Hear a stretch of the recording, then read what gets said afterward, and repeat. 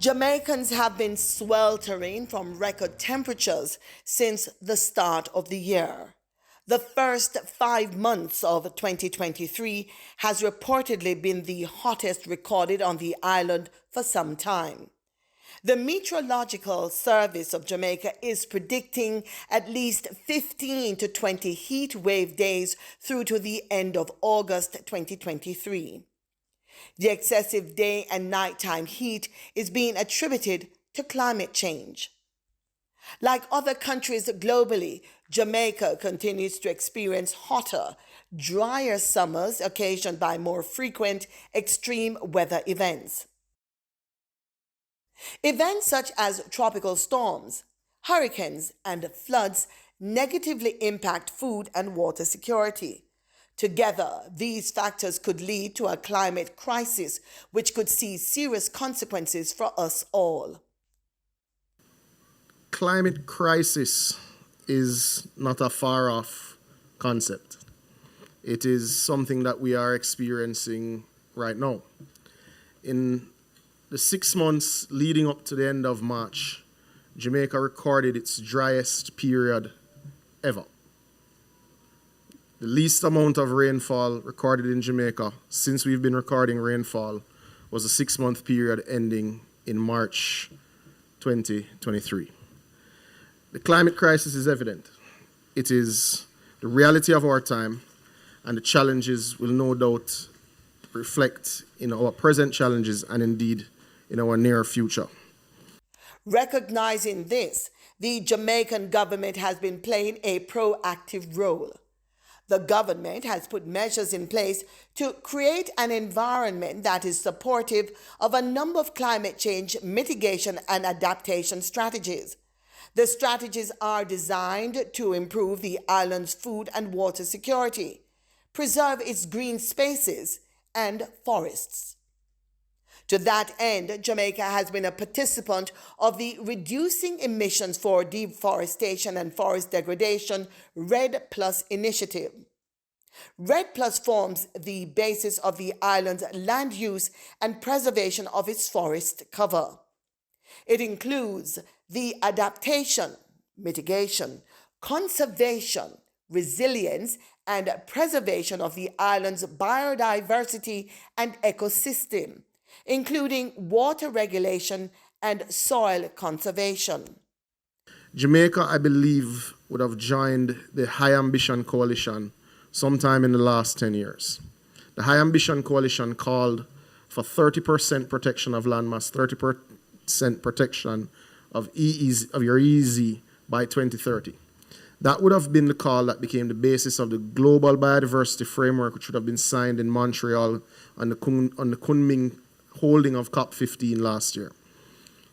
Jamaica has supported this call for a long time. It's why I'm happy to report that as of today, Jamaica has protected 25% of its landmass and will complete protection of 30% of its landmass by 2025, a full 5 years ahead of the international targets and agreed in the Global Biodiversity Framework.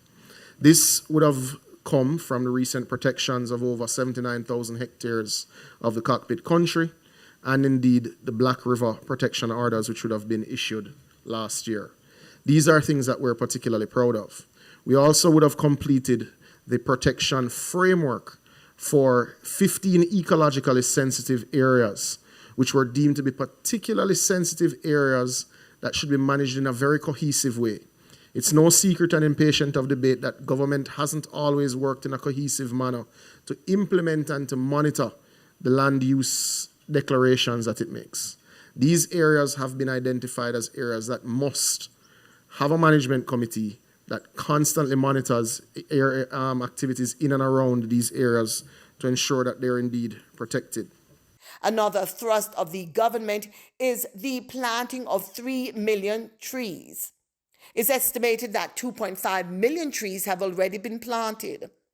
A promotional campaign was launched in 2019 to galvanize Jamaicans from all walks of life to participate in the tree planting exercise. Hi, I'm Eliana Charles, and I'm here with my father, Pernell Charles, and today we will be planting a guava tree. and that's our favorite fruit. And we got this tree from the forestry department. So let's get it done. Some of the tools you need when planting a tree: a fork, you'll need a shovel, a good old machete. And you need a watering can. The first thing we're going to do is we dig a hole and make sure that it is deep enough, wide enough to fit the tree. And we're going to keep, of course, our soil so that we can backfill the hole.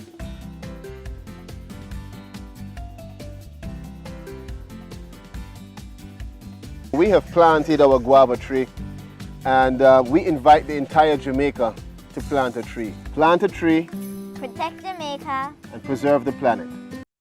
In May 2023, another campaign was launched as part of the three-pronged thrust of the island's National Labor Day project.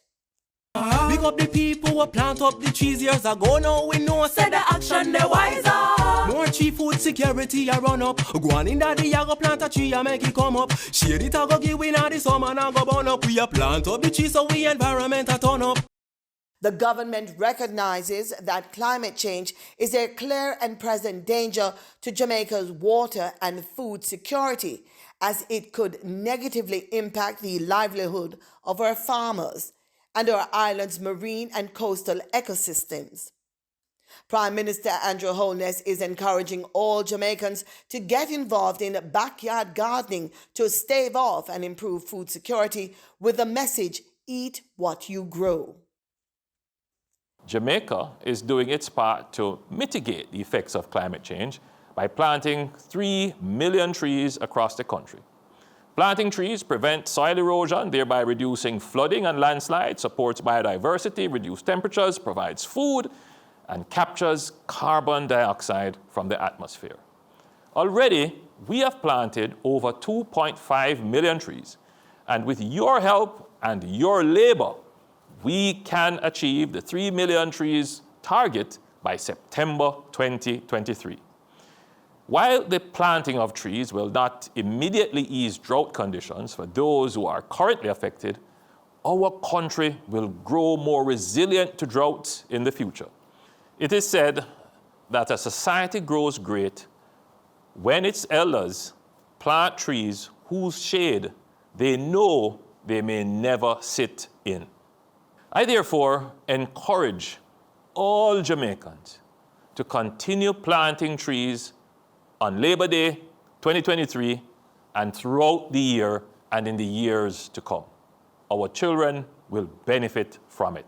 Climate experts are reporting that global temperatures will exceed the 1.5 degrees Celsius threshold in the next 5 years, which means Jamaica and the world will see even hotter temperatures.